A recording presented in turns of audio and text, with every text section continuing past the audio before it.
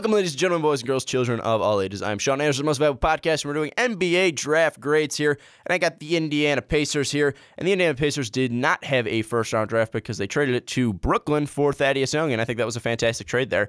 You add a stretch four. That's who I basically had you mocked picking. I had you picking Juan Hernangomez, who did end up 15, so we wouldn't have been in that position there. But still, I think you would have gone with the stretch four. You get Thaddeus Young, who can be a veteran, who can produce right away. You don't have to wait. You want to capitalize on Paul George when you can. You want to capitalize in his prime, something the Bulls aren't doing. But you want to capitalize when you can with Paul George. I think it was a fantastic move. If Thad Young doesn't pan out, then it's unfortunate, but at least you're taking risk. At least you're saying you're taking risk. At least you see your team trying to do the best for this team and trying to make them a winner. Now, I like the move for the Pacers. And then in the second round, they got Georges Niang, a forward from Iowa State. And we saw him live at the NCAA tournament, and he kind of impressed me, and he impressed at the combine. He's a really good scorer, and I think working behind Paul George will definitely help him. I don't know how much of an impact he'll make in the first couple of years. Maybe he'll be a decent rotation player for the Pacers. It's really hard to see what he can do because he is kind of bringing a veteran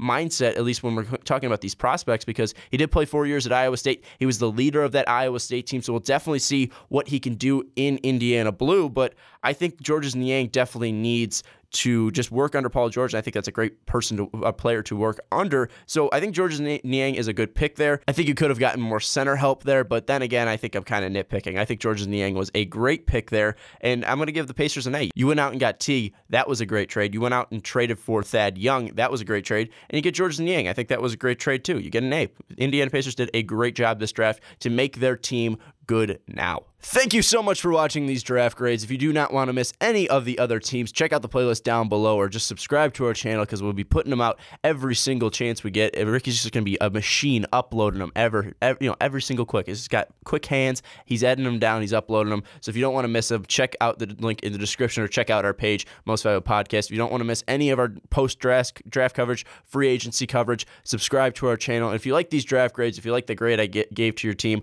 like this video. And if you didn't like this grade, tell us in the comments why it should be higher, why it should be lower. What did your team do right? What did your team do wrong? But that's going to wrap up this video. If you do want to follow us on different places, you can find us on Twitter at Most Valuable Pod. You can find me on Twitter at Schwarbo. You can find us on Facebook. You can find us on Snapchat. You even find us at patreon.com, patreon.com/Most Valuable Podcast. If you donate at least $1, you do get a monthly exclusive podcast, and it's people from the MVP Network. The one for July is me, Mike, and Brandon, and it's a pretty fun one. Mike had some pretty good stories, so if you do not want to miss out on that, go to patreon.com/Most Valuable Podcast. It's going to wrap up this draft grade video, and I will see you next time.